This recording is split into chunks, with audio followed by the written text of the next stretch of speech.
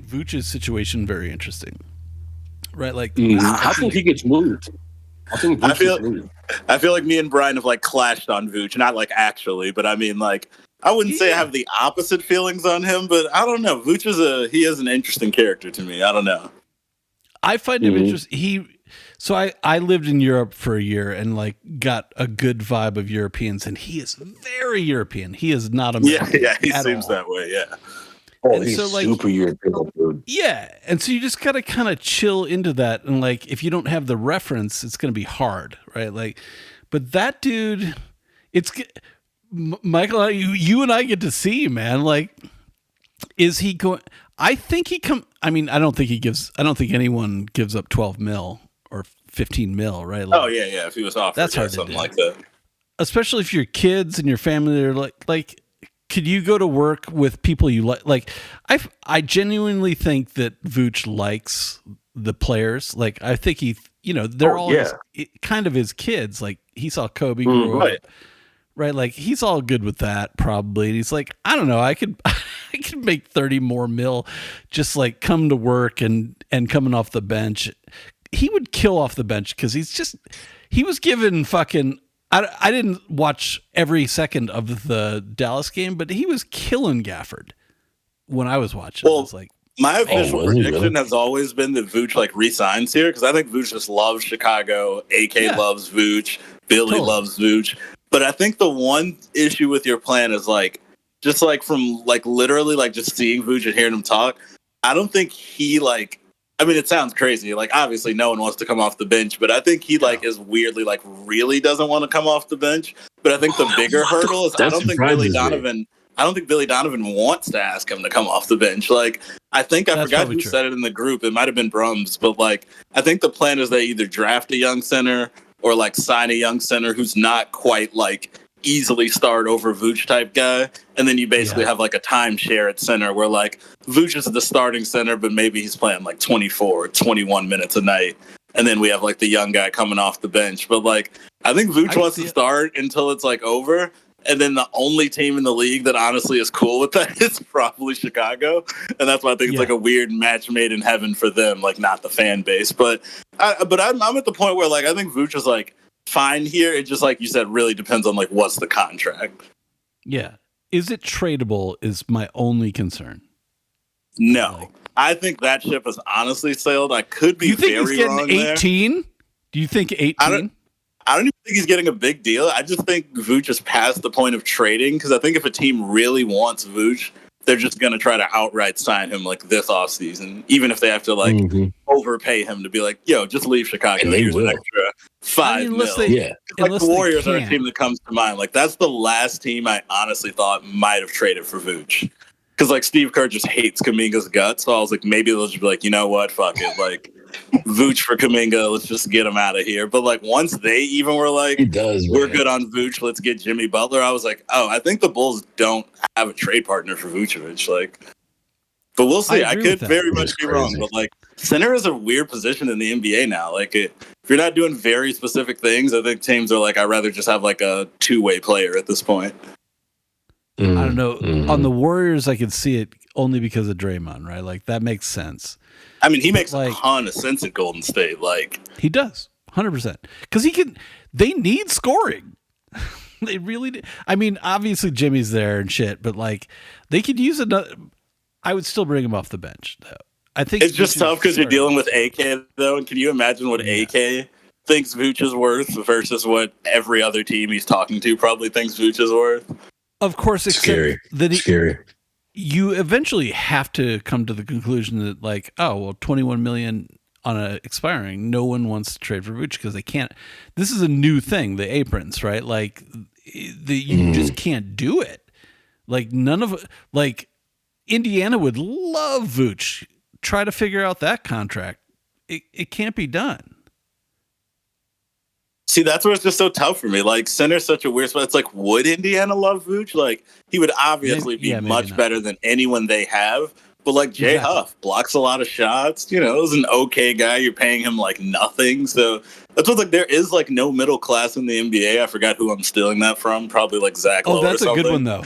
Yeah, and, like, Vooch is, like, Vooch isn't like a minimum guy yet because he definitely doesn't see himself as that. He's not a max guy. And like teams spend so much money, like the elite guys, they can't really sign like a decent center to like, 15 mil even. So it's going to be interesting, man. I don't know. Like the Bulls obviously won't attach anything to dump Vooch, but like player for player, I can't see too many teams unless I like what about the Raptors? Really get surprised.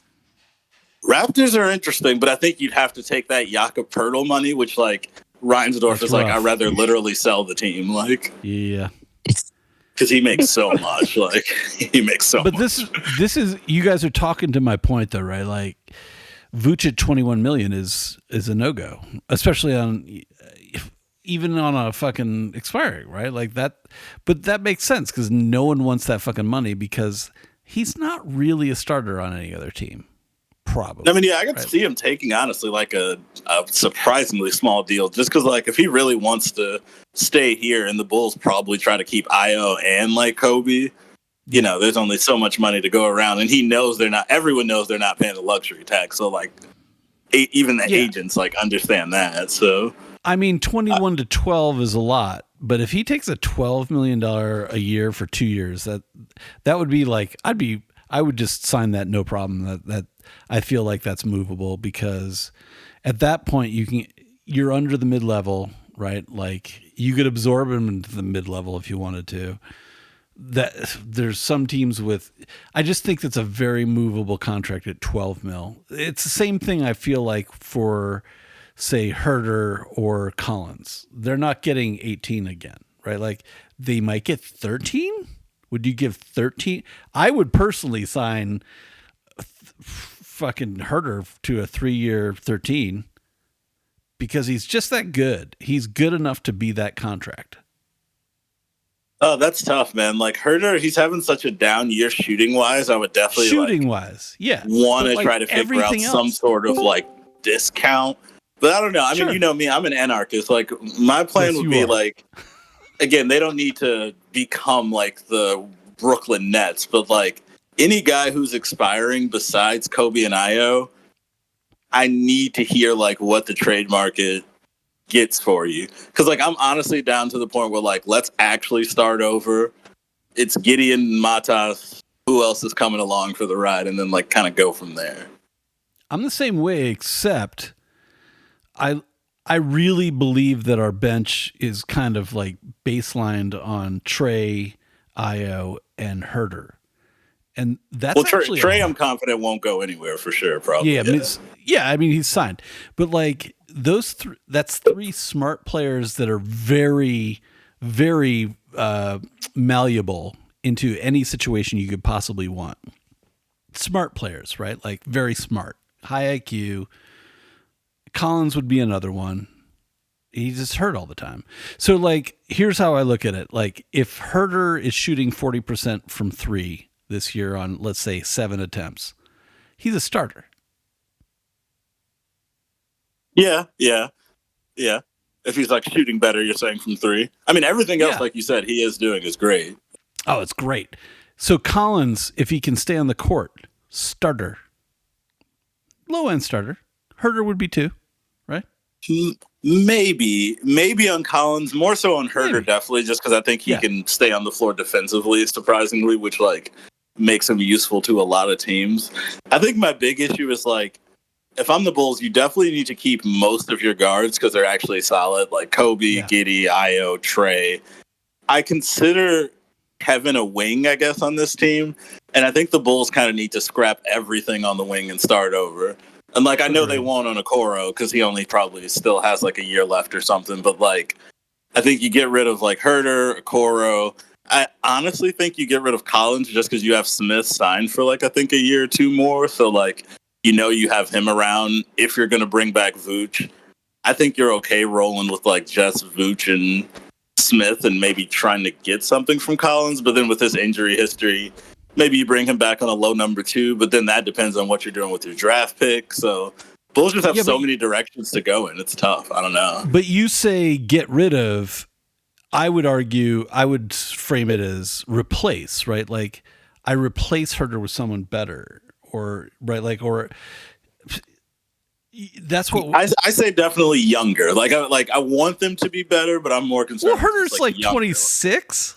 Like, I'm not worried about that. Basketball, like rebuild young though. Like, it's funny because like 26 obviously is like not old, but it's kind of like Kobe's like what 25. 26, yeah, but 25. It's kind of like he's fine. He can obviously be here long term, but if we're thinking like really far ahead, the guys you want to be like building with Giddey and Matas, you kind of want them to be, 22, 23. Obviously with the draft picks, if you can get some 18, 19-year-olds in there. Sure. If their shoulders don't get separated right away.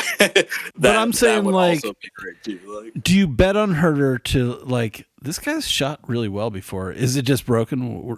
I don't know. But, like, he has value no matter what. Is he worth 13, let's say? And that's is that tradable? Oh, I think 13. Yeah. Right? Like, so I always look at it like that. Like, great. Get on tradable contracts and then you replace them with better players and you build it up, right? Like that's why like I don't see the point of like blowing it up and shit. I think Huerter and Trey and Io are all very smart, very valuable players to what degree it depends on the price, right? Put them on tradable contracts and they're brilliant because you want those $12-13 million contracts, of course. They're palatable, right? Like everyone can stomach that. Yeah, and really it's about the timing for like the blowing up thing for me. Like it really just depends on the market. Like if a team is offering you like a second rounder for Kevin Huerter, I'm like, nah. If they're offering you 2 seconds for Kevin Huerter and like a player, I'm like, all right, I'm maybe listening here. That's like a little bit more interesting. But to your point, I probably would re-sign him now just because like with 100%. The down shooting, if it's a short-term deal, maybe even a team option or something on there, he's going to shoot better probably next year. And then maybe you get a late first from like a Celtics or somebody who's like contending at that point. So if Huerter, I thought this year, Collins, though, I'd say. But, but like Collins is good. Like I just Collins thought is good, man. It sucks that he stays injured. That's what I mean. Like if he doesn't get injured, he's good. He's an almost starter. He's a low quality starter, right? Like because he's smart. He's fucking. And he started shooting the three this year, honestly. And he hustles too. Yeah, he bangs down low is what I love about him, and like he play makes too. Like there's a lot more to Collins' game than I thought. I thought he was like a catch and shoot dude from 3, and then like a bang down low guy, somewhat with some defense. But to Brum's point, not really defense, is more sort of blocking. But he actually plays defense though, instead of just blocking. Like he actually plays defense, has his body in good position. Like he's always in the right spot, battling for position down low, getting rebounds. Like Collins can hoop. He just can't fucking stay healthy, which sucks. But like he's a great dude to come off the bench and be like a stopgap guy. Brooms. Is it Brooms? Yeah. Yeah. I've been saying Brooms this whole like. Oh my God. No. The only reason because I asked him last time, just like is it Mike. Brooms? Brooms, tell us your Huerter, Vooch. Like Okoro is on such a good contract. Who gives a shit? He's at like 11 or 12. He's worth every penny of that. Yeah. But give us your Huerter. Argue against my point or any of our points. Like Huerter is Huerter shooting 40% though is obviously a first round pick. Yes. Huerter shooting. I don't know. Like I think of Huerter like in. It's a tough one. Like Dante DiVincenzo. Like it's. I mean, they have different benefits. Like they're the same tier. They're the same tier player. Like him upping his defensive value, plus I think his ball handling is a lot better than Dante's. Then obviously Dante's a much better shooter. So, but they're both effort dudes. I mean, I don't know. I'm just like Huerter and smart, takes cerebral. A bunch of bad shots though, in my opinion. Yeah. Like he wants to do that like Zach moving 3, like his shots though. And like cool, and like he can drop them sometimes because like he is a shooter, I would say, but like it's just not a high, it's not a high percentage shot. But he also ends up in those. I don't know. Sometimes he does it because that's just the movement he's in. But he'll do it at the end of a shot clock. I feel like he used to smack those when he was on the Hawks, though. Like when he played for Atlanta, he used to fucking smack those shots. But like, and I don't know. That's a little bit of what I'm saying is like, it's not bad to coach a player young on better shot selection. That's all. I feel that though. That's fair. Yeah. I don't know. Like he's the same tier as Dante to me. Like totally a good dude off the bench, like and who can jump up into the starting lineup when you got injuries, kind of a thing. Like I don't want to necessarily going into the playoffs. Like maybe I'll use him scheme wise for like some matchup, game 4 something. You want to change the look, but like I'm not. I don't know. I don't see him as like a starter. Let me put it this way. Put another way: is Dante worth a first? See, but then that becomes same thing. Like it just depends on the context. Totally agree. Like, who wants They're the same guy to me, right? Like they fill the same slot to me. Yeah. So like, they're if we were going to trade, sorry, go ahead. Like a good stinking role player. Yeah. So if we were going to trade Kobe to, let's say, Minnesota, and I was like, man, if we can get Dante and their center kid, Behringer. Mm-hmm. I'm like, I'm kind of really into that. Like, I would hate to trade Kobe, but that feels like a win. Yeah. Yeah. They're not Kobe. Kobe is better, but like it's a position of need with someone that looks exactly like what we need. And Dante is a smart player. And then you could probably, if you pick up Dante, you could probably lose Huerter, right? Like then AK is smart to me. So Dante would essentially be what we thought Huerter was coming in. I feel exactly. Like. Maybe a little less ball. We always knew he had some decent ball handling, but. How tall is Huerter? Isn't he like 6'7"? Like he's bigger than I thought. He's got like legitimate swingman size to him, which is like he's like kind of big now too. Like he's put on some size. He's more of an athlete than anyone. I mean, he looks like fucking Opie, right? Man. He looks good. It looks like fucking Opie, but he can ball. Well, Doyle rules, Hey, that reminds me, not to get off topic, we're gonna go right back. My girlfriend was talking to you, Brian. She told me to ask Brian, because we were talking about your cats earlier. So she said, ask him, orange or black cat, we'll judge she said we'll judge the answer, and then I'll tell you what she said after that. Oh no, I have an absolute just like ironclad opinion on this. There's 2 cats that you want. Okay. That I want. I want either a Russian blue, so any kind of gray cat, or I want an orange cat, and I want them to be boys. Boy cats are better than cats. So what she said was the only acceptable answer is black cat. Orange cats are psychotic. Well, I guess news for her is Brine is psychotic though, So I am very psychotic. It works out. Same. So is she. So she's one to talk. Sorry, tell her I've never had a black cat, so I don't know. But like, I'll tell her when she gets my favorite cats are orange. She hasn't had a cat. Orange and I was gonna say my cat is gray, so I also don't fit that. Huh. Cool. Russian blues. Okay, but back. It just reminded me of the Opie and the red hair shit. They love human beings. Back to that. Orange cats and Russian blues love humans, so they're good cats. And you get the boys because like the girls, whoo, man, they will fuck you up. The boys are bros. It's all good. All right, let me see. The girls are psychotic. Okay, so back to fucking Huerter. Man, he's big, man. Like he plays. Yeah. He surprised the shit out of me because I was excited when we got him because like I feel like this team is also so bad at just getting guys like role players that actually do their fucking role well though. Like we'll get guys for a position, but like they don't even do the position well. So like I was excited when we got Huerter because I'm like, okay, finally we're getting in like an actual catch and shoot threat for a team that wants to drive and kick. And then he wasn't really smacking the threes like I thought he would, but the dude's playmaking. He's playing defense in good defensive position. Like he's slashing, he's cutting. I'm like, oh fuck! Like that's the swing that I did not expect to get out of him. Yeah, he's great. I love Huerter. Like I feel like he's one of those pieces that you need like a glue guy. Like to Broom's point. Not that I know it's not Brum's, but to Broom's point, we talk about it all the time. Is that what I want from this team now is just give me smart, cerebral players, please. Like I used to want the athletes, but AK starting to scar me. Because you're drafting these athletes who just ain't all there in the head, and they're not even really good athletes either. Like everybody says, like, oh, DT is athletic or Patrick Williams is athletic. Those are not athletes to me, man. Like, nah, they got athletic measurements, but they're not like jumping off the screen athletic. So like, that's not making up for their lack of cerebral qualities to me either. We just have a bunch of have-nots to me on this fucking team.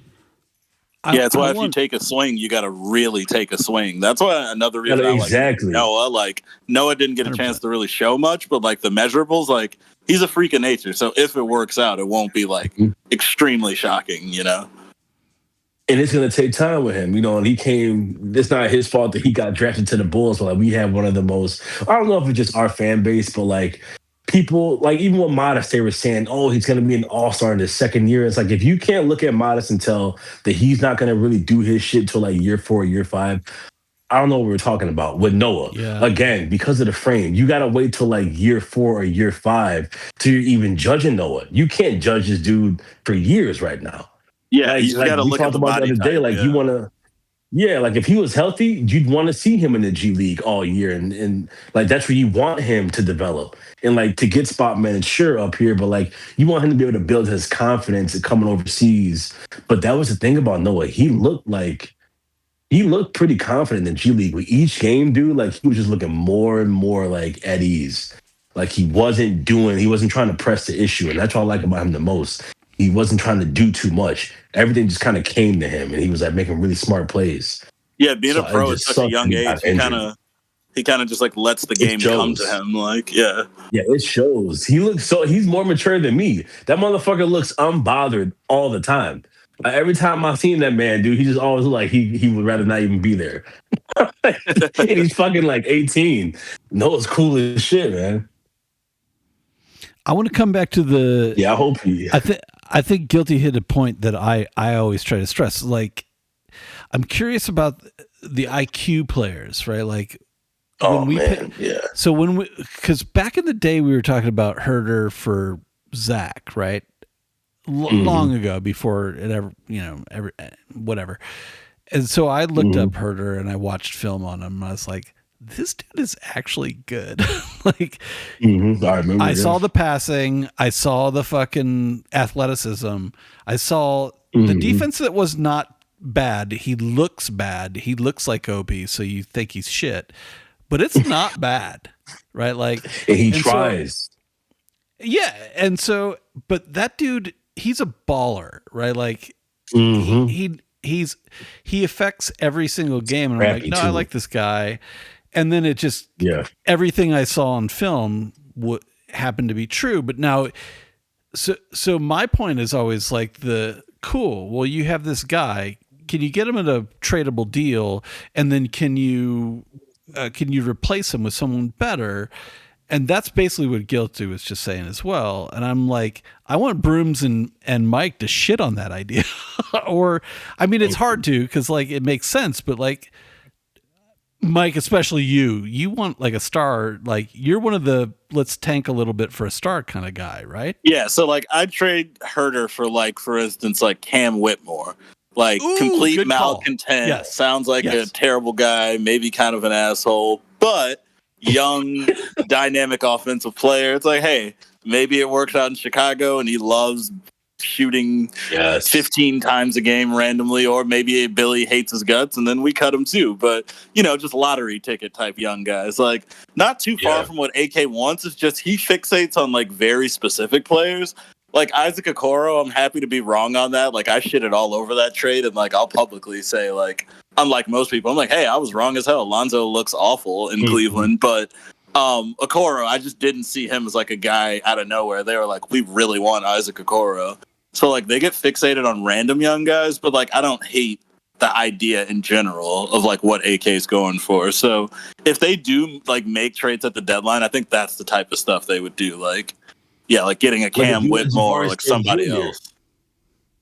See, I feel like he's like a step above, like just because of the team he's on. But yeah, same type of player. Yeah, like somebody that young would be interesting. Was it Brooms that shared that earlier? That they were like they might be low on him. So that's what I'm saying. Like we're in talks with who Houston.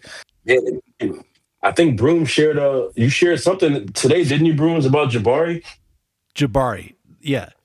Well, no, I mean, I don't know if they're low on him, but just like his performance, like he's got flashes, but then like his good is like all right, and his bad is bad. Yeah, or very I like bad. Jabari, but so yeah, I think he's good. I think he's fine. It's just like if you're Houston, I don't know. They've just got a lot of maneuvering to do.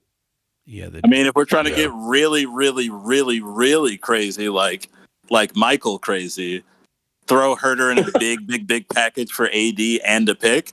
Like, hey, we'll take AD. We don't care that he's like out for 3 years or whatever. Just give us a first round pick. No, we fucking do. Fuck that.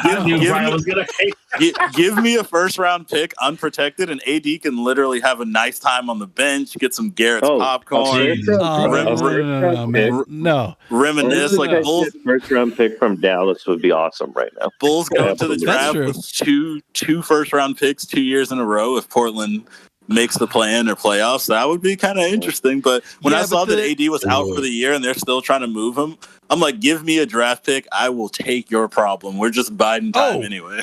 If we get a draft pick, I'm still, man, come on. Oh, if you're taking AD like broken bones out for the year, you definitely got to give me, they're giving up something. 100% because like 60 mil?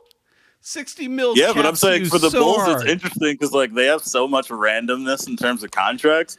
It's like you get AD in a draft pick and you're throwing in like Collins, Huerter, oh my God, whatever, maybe Vooch, but like you're putting together a package where it's like looking back on it, it's like, wow, that's when things turned around for the Bulls. They got a couple picks in AD who eventually came back for, set of role players. So I think the Bulls won't do that because it's too risky and everything, but I would definitely be looking at something like that. Like,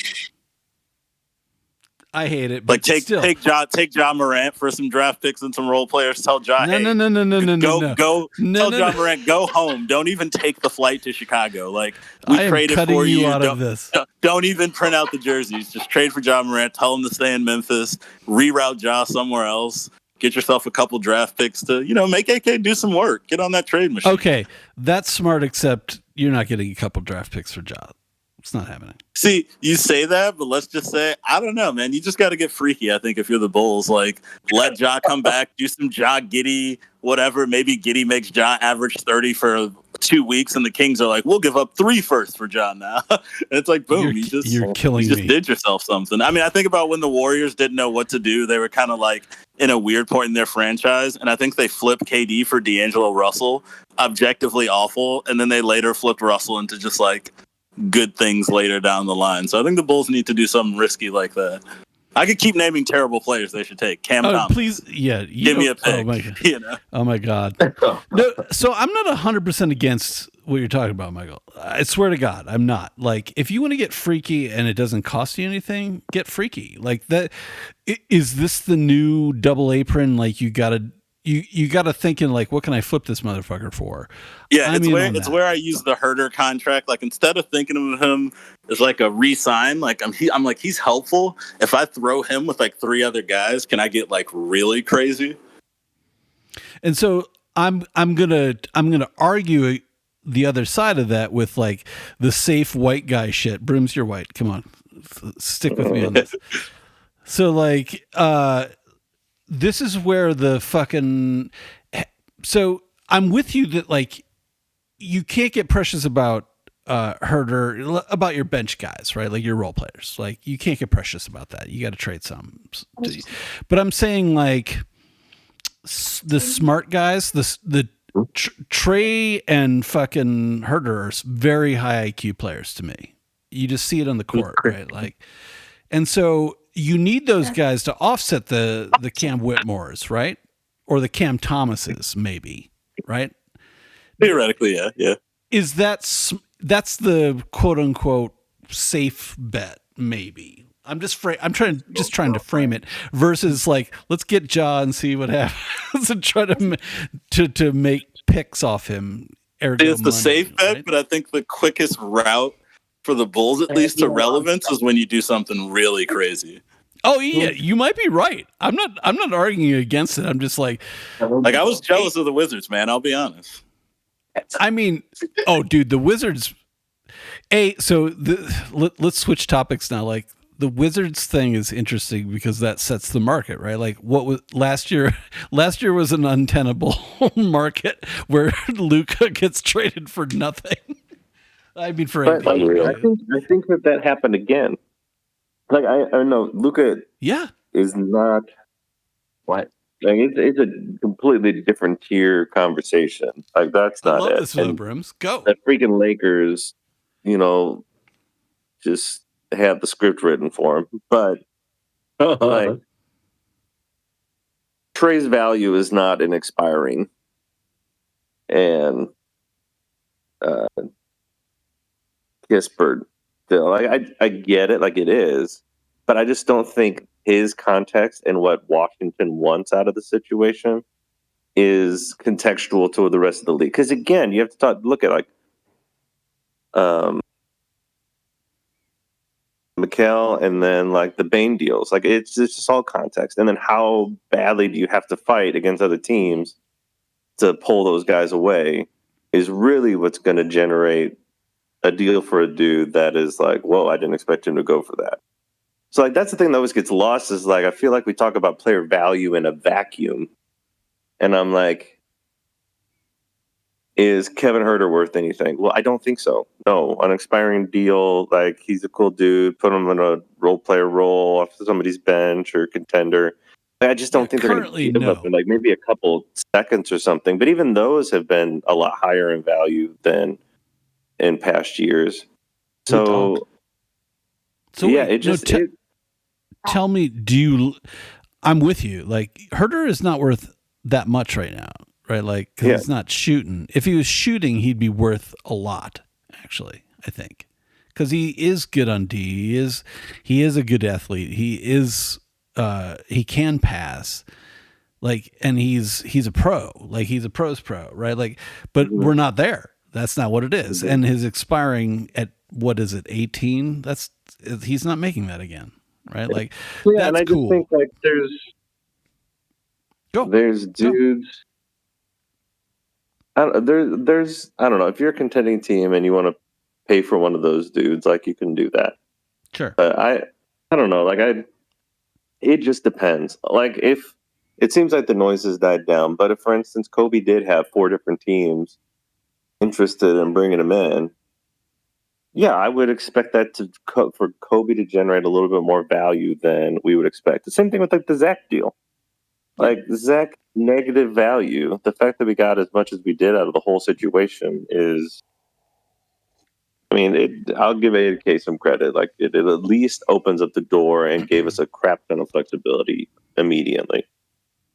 But wait, my point was going to go back to Trey. Do you think, I couldn't tell from what you were saying, do you think Washington has fucked up or scored?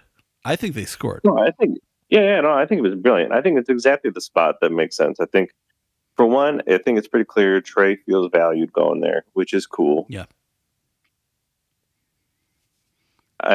So I mean, there's more than just the noise of people going, I got to move Trey. Look how good they were without him, kind of a thing. Like there's other things going on there. It seemed like stuff had run its course, obviously, and then like it's the same argument I had with Giddy. It's like I don't even think I necessarily expect Giddy to be here when the Bulls are really good again.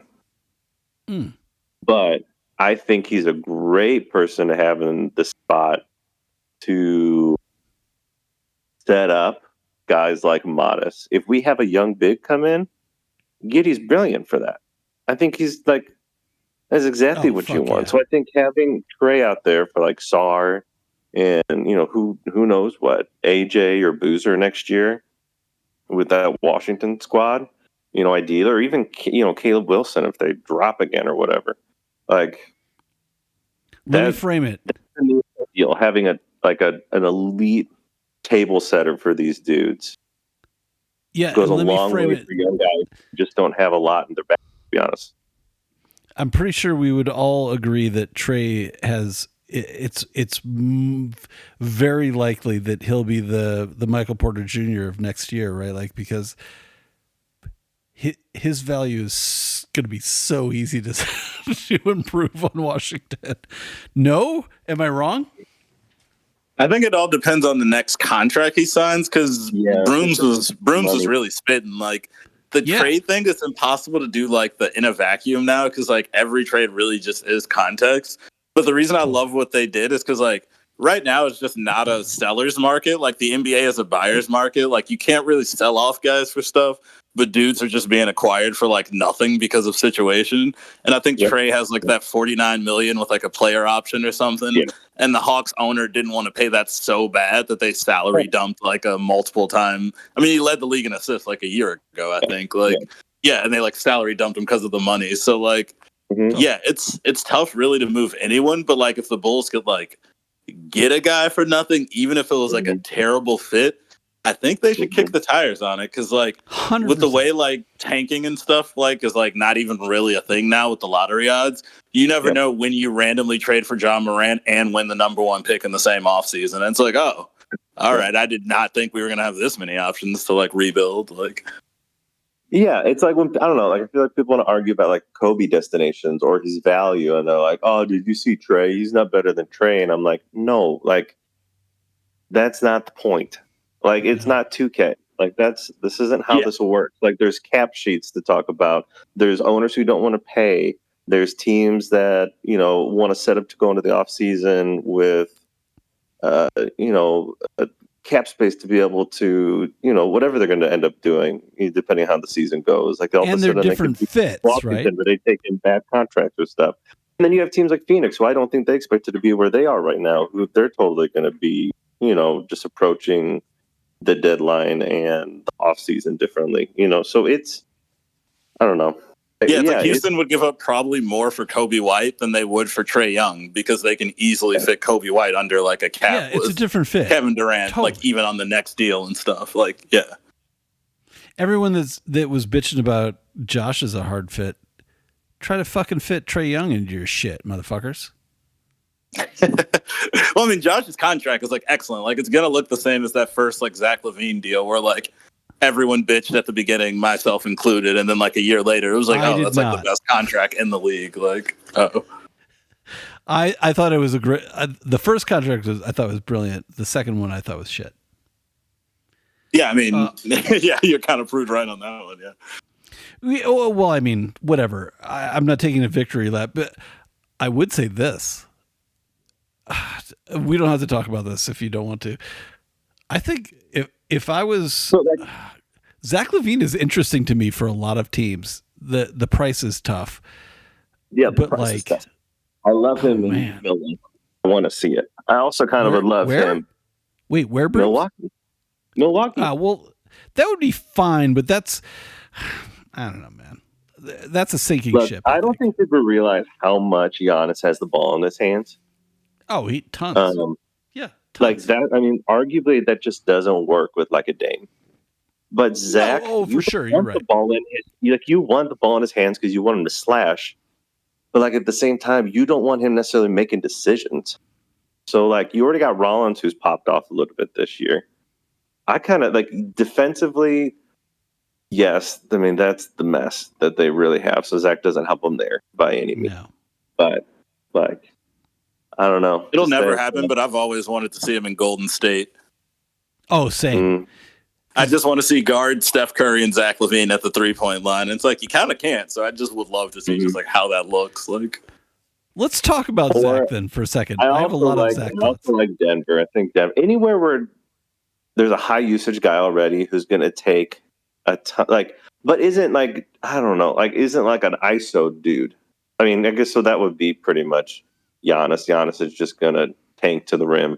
But like Jokic would be awesome just because like he's so elite at getting his, buckets, but then involving everybody else. That's actually interesting because I kind of think because of how weird like Zach is as a player, I think I love his fit in Milwaukee, or at least I like it more than the Denver in my head, because I almost feel like playing off of a guy who's so great at passing and like cutting and movement isn't something Zach is like. he can do it, but I don't think he'd be crazy about it in Denver. Whereas in Milwaukee, Giannis would be very down for like the your turn, my turn type of thing, which like Zach is already kind of naturally like, oh, okay, I'll shoot for 5 straight possessions. You shoot 5 straight possessions. And Zach is terrible at. So no, I disagree with both of you. I think he's shit in both I think he absolutely fucking sucks in Denver because I don't, no fucking way. Not a goddamn fucking chance in Denver. In Milwaukee, I think it's just horseshit, but they're a sinking ship, so I don't really give a shit. I hope they drown and trade fucking Giannis eventually. What about Zach in Indy? Now Zach, but you guys hit on the shit for Zach, right? Because they gotta get they don't pay the Zach, taxes. There's no way.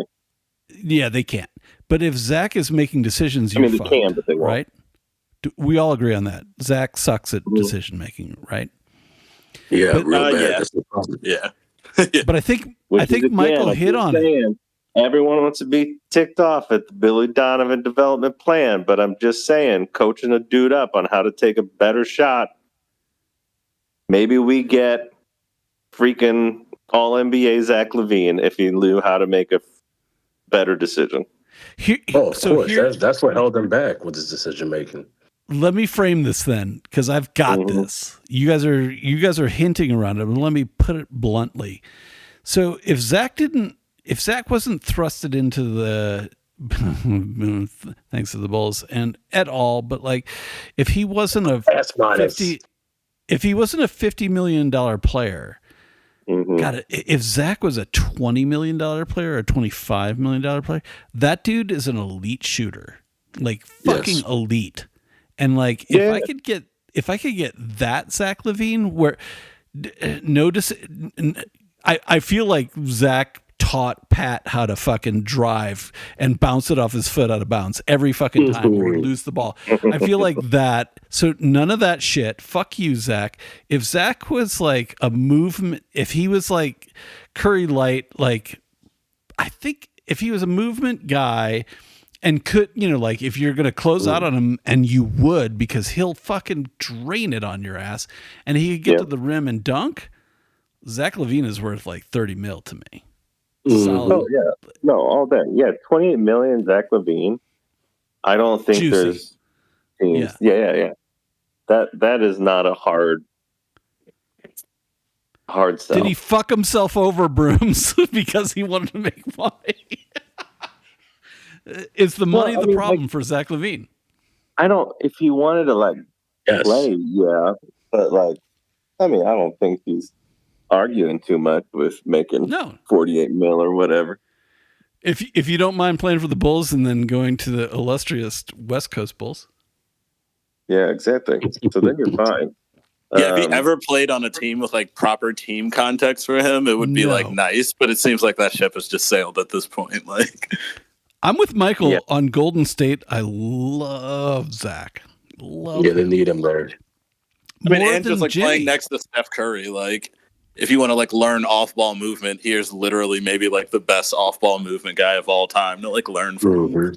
Imagine that. Though, I don't know if he's smart enough to play in Kerr's system. That could be a hurdle. That might be true. Yeah, I'm with you. That one. But I'm saying like. But imagine the Curry. Vooch would be kind of nice. I think he'd be just fine. Yeah, he would be great. But we'd be at home with them. Imagine the Zach LaVine, Steph Curry game of horse. That'd be fucking sweet.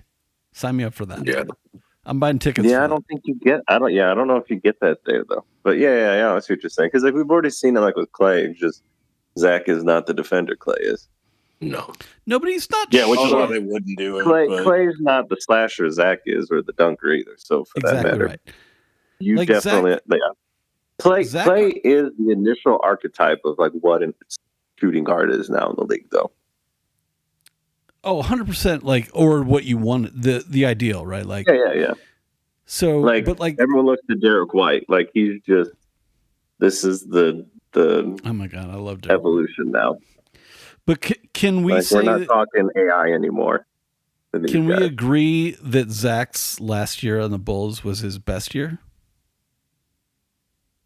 Oh yeah, I'd have to look at the numbers, but I'm pretty sure he looked good. Because I think he looked Zach's good problem that first year is with the rebuild or the restructuring and all that. Zach's he even looked problem, good in the time when it was just him and Vooch before they got DeMar and everybody in the offseason. It's just he was out, so it just didn't get much time to look at it after the deadline, which sucked. Agreed. Zach's problem is help defense. He's trash. This speaks to his miserable. IQ, right? This is the reason you don't want him making decisions. On ball, he can be acceptable. Like I honestly don't know why these motherfuckers like that love Kobe are like, yeah, I love Kobe. I don't play defense, but I love Kobe. Like, go fuck yourself, asshole. Like, you love old Kobe? Well, I gotta think about like, because Zach even isn't like a bad passer either. He's not like, you can't ask him to set stuff up and play make and whatnot, but like, he's not a bad passer. Agreed. He's not. I mean, he played point guard. Yeah, so like, the easy passes. That's so frustrating. Like, if he could just think and make better decisions, like, but he can't. I don't know what it is. The man just can't do it. I mean, we've also. Do you guys must feel the PTSD of like, did Zach teach Pat how to drive? Because they look the same to me. They kind of have similar issues with like game processing, I think, honestly. Exactly. Yeah, exactly right. I don't think that's why, like, I don't know. There's like, somebody even was like, man, what if you could just like send Key Will off to like LA or something, like, or to the Lakers, like they're desperate and you could take back some expiring. I mean, you probably have to give up a pick or something still, but I was like, Pat's not smart enough to run in JJ's offense or his defense. That's my problem with like, all Pat. His defense is the same with Billy's. It's like, it's because it's team ball, you know. It's the same thing, and he just is not good at it. Pat's just not that good, straight up. He's just not that good. Like, nothing. Like, I think if you stuck Pat in a heavy half court team, yeah, I don't mind, because even this year when he's had a chance to I don't know, every guy is so easily gives up on getting over the screen and staying with their man. Mm-hmm. That, yeah, it just ends up for a lot of mismatch. I feel like Pat's not been bad when I just see him down, you know, getting low one-on-one with the dude and moving them one way or the other. So that's fine. I just, when he's sticking all of the switching and all these other things, like, he just ends up in these spots where he's useless. Because, like, even before, like, that's another thing. Like, even before we had Modest, like, Pat was legit one of the best help side rim protectors at the power forward spot in the league, like, 2 years ago. So, I don't know. Like, he's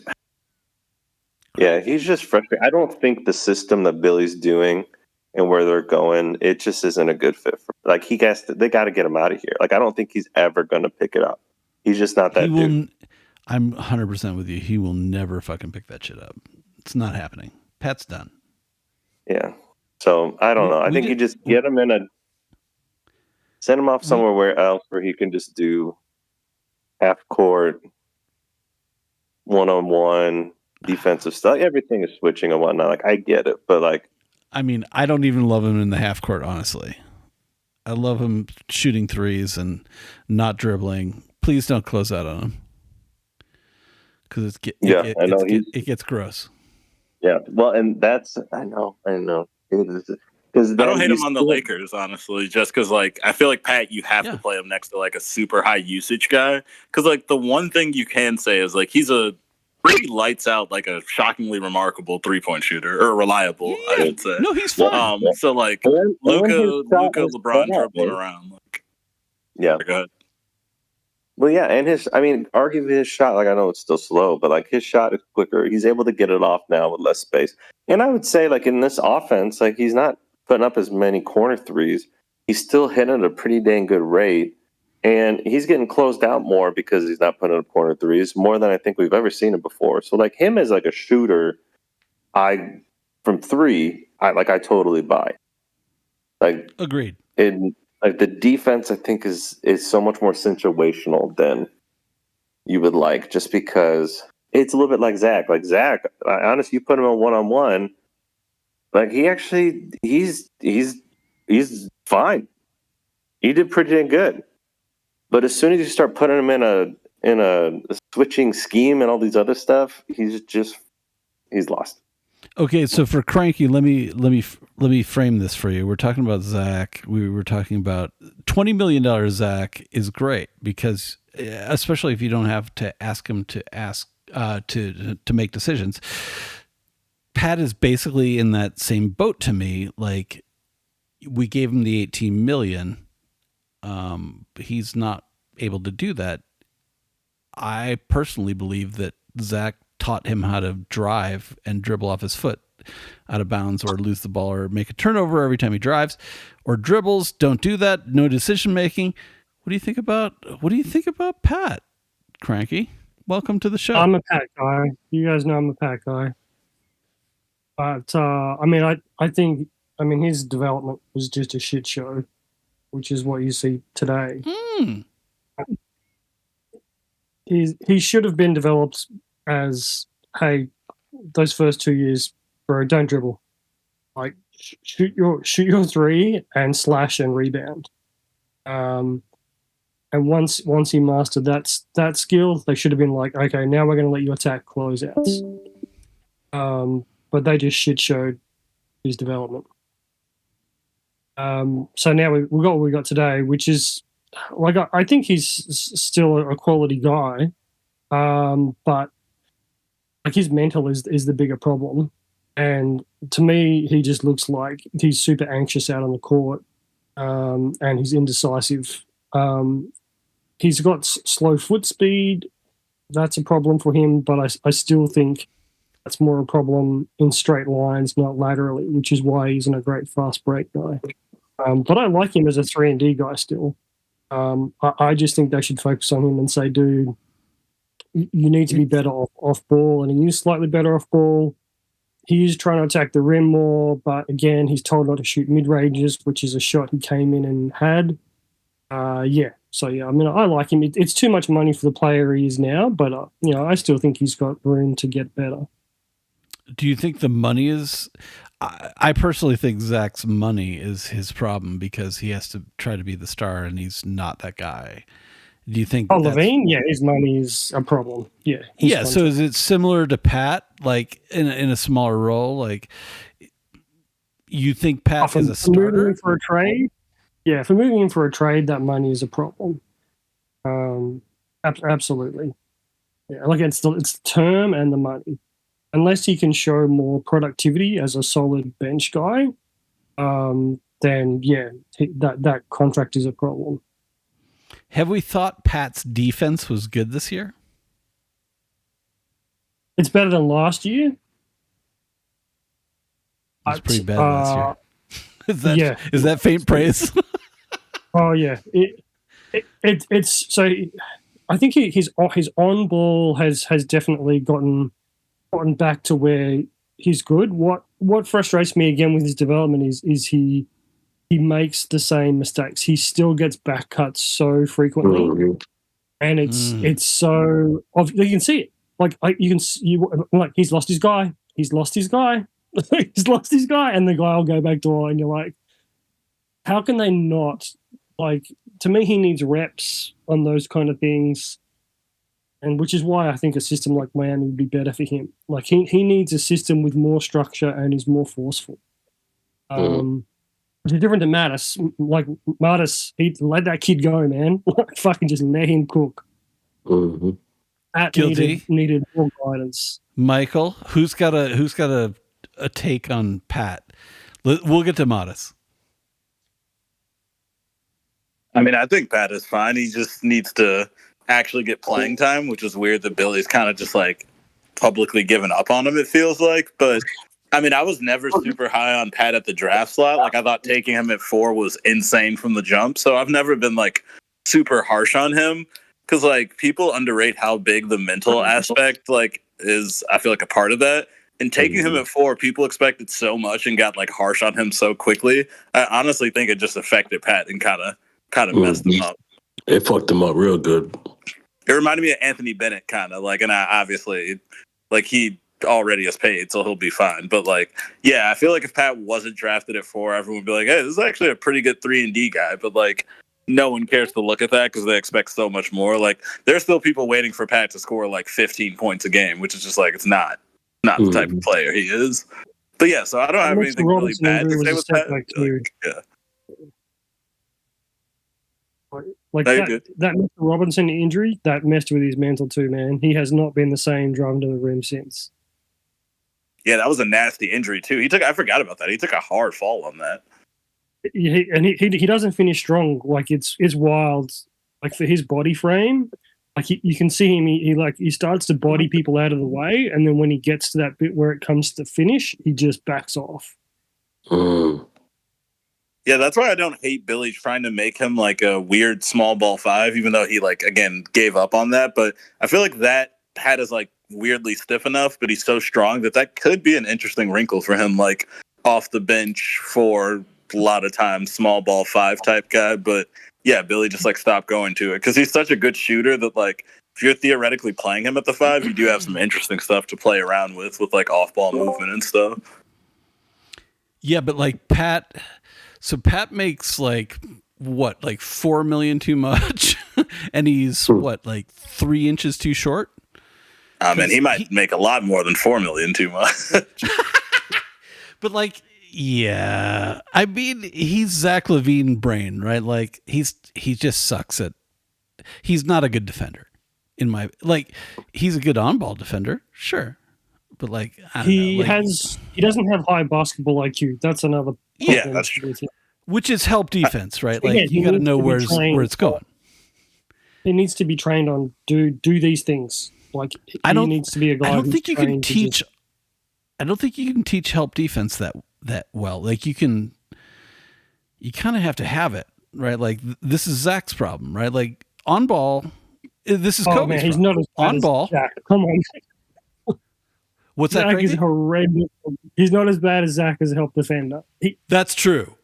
He's just slower than Zach. I think his basketball IQ is actually far worse on offense. On defense, it's not that bad. He does kind of get into passing lanes and try and help and things like that.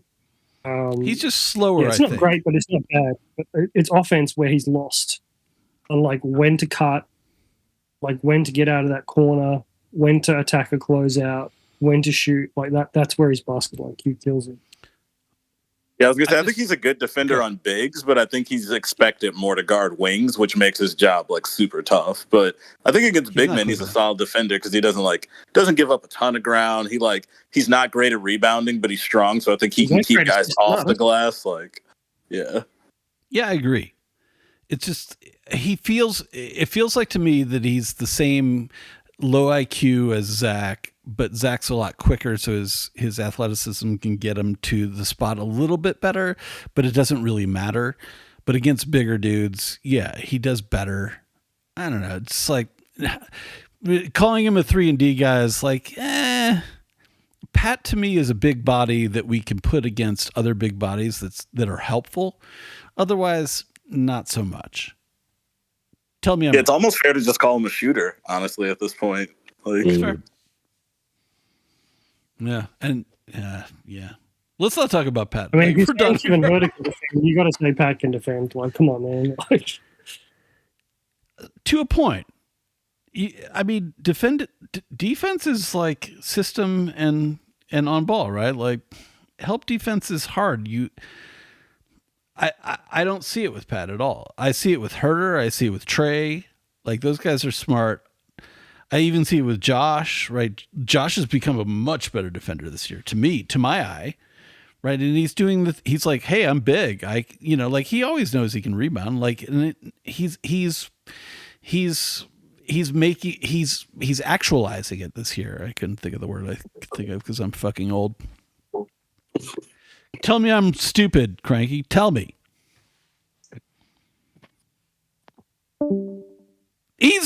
Cranky left the building. No way. Oh, I'm sorry. Anyway. No way. I hope that was an accident and not a rage quit. No. Like, I'm not pissed off. I mean, no, I'm talking about Cranky. I hope that he left on accident. Oh, yeah. It wasn't all right. We're not gonna keep fucking. Okay, that was good. There he is, Cranky. I was not pissing you off. Sorry, like, bitch at me, man. Go ahead. Tell me I'm fucking wrong. I was just switching screens and pushed the wrong button. My bad. All good, brother. No, you're good. I don't think. Like I do think Pat is okay in schemes. Definitely not as bad as Zach. If I had to watch Zach fucking close out to another guy who someone else is already closing out to, I was gonna fucking scream, man. Just years of watching fucking Zach LaVine be part of bunch of guys closing out to a shooter, but then to get past to someone who's wide open. And I think Pat too. One thing that annoys me is he's often been quite good at getting deflections, but our team sucks at picking those up. Yes, he gets a deflection, and then he tries to gamble on it. We don't get it, and then they get an easy score. And it's like, oh shit, D Pat. I'm like, you fucking got a deflection. Where's the rest of the team? I can help you out here, man. Yeah, yeah. So I do feel there are those elements. I think it's mainly the back cutting to me that does my head in. There are definitely games where his head's not in it, and you're just like, man, yeah, like you got to sit this guy and get him in the right space. But again, that's where I think the coaching development from him was wrong. Anytime he ever got an offensive foul, Billy pretty much benched him. I'm like, I would have done the opposite. I would have said, I don't care if you get fucking 6 offensive fouls a game. Just crush the shit. Fall out, motherfucker. Make the refs call it. So this gets back to my point with like, I want smart players. Like, I was tired of our dumb players, right? I'm good that those motherfuckers are gone. Because what I want is smart players that can help us figure out who the other good players are. And in talking with Pat, like if you're relying on Pat to fucking dribble and get to the rim, because the rim is the rim undefeated against Pat? Probably not, but like close to it. like fucking close to it. Yeah, and so like cool. So you need some dudes like Pat, but you need some smart players to kind of like expose them to be good, maybe. And that's where I love the Huerters, the Treys, and like Iowa's a different beast. Like I'm not sure. I mean, Iowa's a fairly high IQ player, but like he's just a two-way player that's just fucking good. But like, I mean, Trey Jones and Huerter to me are very smart players. Giddy, obviously, like, you know what I mean? Like the IQ players and the skilled, the athletic players, and you need a mix of all. Bitch at me. I mean, I won't call you names, but I will push back, disagree slightly. Do it. Only because I don't want some idiots. I don't want like a bunch of dummies, maybe just a couple. But like theoretically, as long as you have Trey Jones as the backup point and Giddy as the starter, they kind of act as like the brain on the floor. So I kind of want just a bunch of freak athletes. Like I want Patrick Williams if he was throwing down like 360s on the break. Like I want everyone on the team to just be a crazy athlete. And then with Billy's offense right now, you got Giddy just basically throwing lobs, and that's like 30% of your points, basically. Like a bunch of like Amen Thompsons, even though he's might be a bad IQ because he's like a decent or bad, example because he's a decent IQ guy. But I want like a bunch of freak athletes and then Giddy and Matas and sort of see where it goes from there. So like I'm okay with like low IQ guys who don't process the game fast, but they got to be able to jump out the gym. And I think Gilty was kind of saying like Pat's not that type of athlete. I totally agree.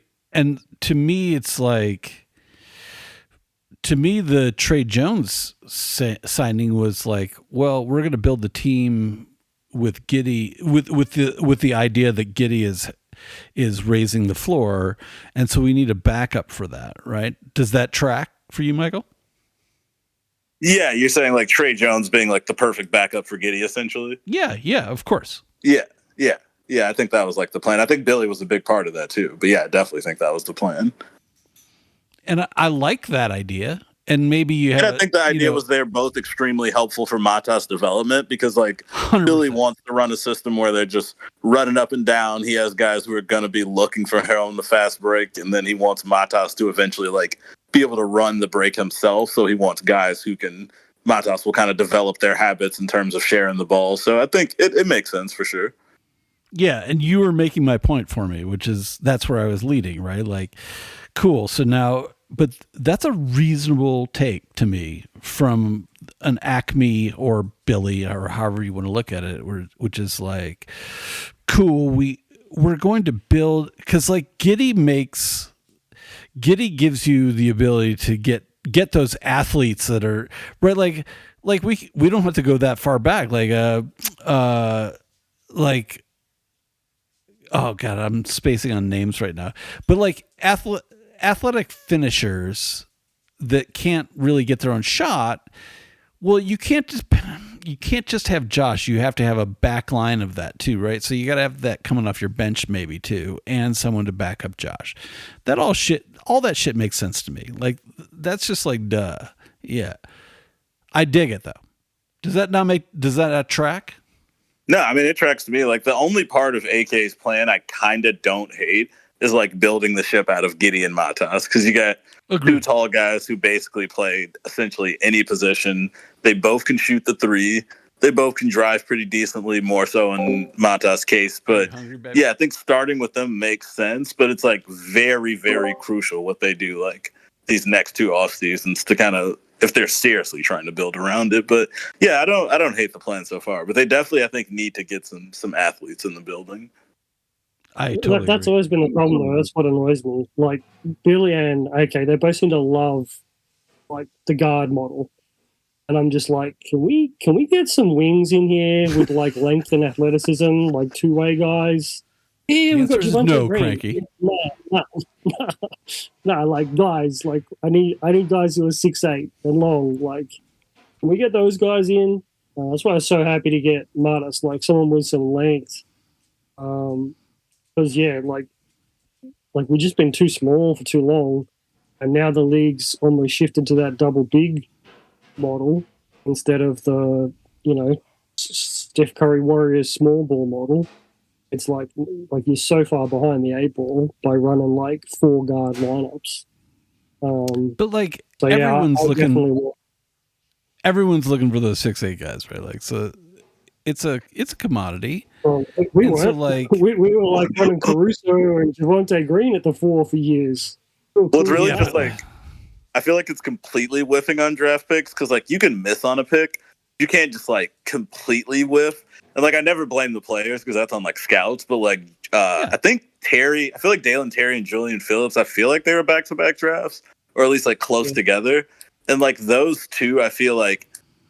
It's just like missing on those 2 picks really sets you back a ton. Just like, because even now, those are still like 2 wings they kind of need and they can't really depend on those players, I feel like. So it's just like, Terry, like Phillips is a second rounder, like very rare. Yeah, Phillips, you're just lottery. Terry, Terry was a first rounder, right? Yeah.